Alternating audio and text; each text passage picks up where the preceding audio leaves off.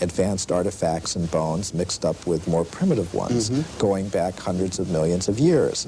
And you also do find a very systematic editing of this record to conform to a linear, progressive, you might call it evolutionary view of things, which is quite amazing.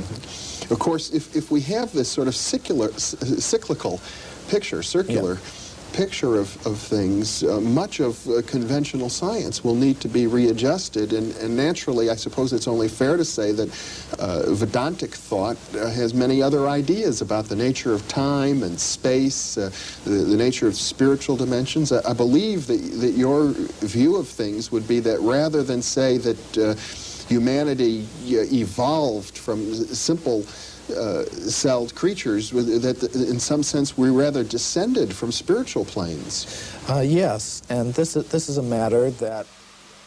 Ron in Waukesha, Wisconsin. Ron, how are you? Yeah, good evening. I'm just going to make a question here and then hang up and listen. Obviously, your two guests do not believe that we evolved from lower primates.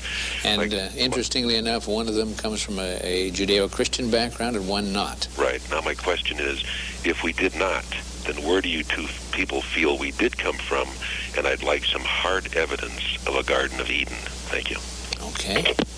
Actually, this is the subject matter of the next book that Richard Thompson and I are working on. We call it Human Devolution because from the evidence that we can see, it appears that if our origin is not on this planet, we did not evolve from apes on this planet. We come from a higher spiritual dimension of reality. There's creation involved. You know, we have a relation with a supreme spiritual being, and that is what the actual evidence suggests. Now, to make a scientific case for that, we have to, first of all, show that there is more to reality. There is more to the human essence than just atoms, just chemistry.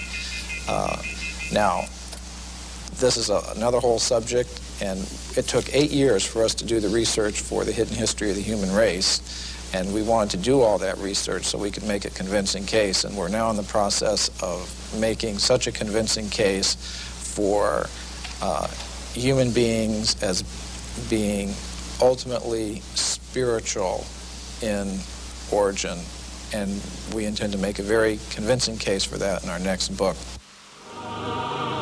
All the evidence suggests that human beings, as we know them, did not originate on this planet, but have come to this earth from other dimensions. This network special will follow the efforts of a new breed of scientists who are courageously revealing a vast body of hidden knowledge. Carved stones, ancient statues, and human artifacts have been ignored by the academic establishment to protect their long-held theories of human origins. But should this evidence be allowed to speak for itself, the history of man on this planet may never be the same again.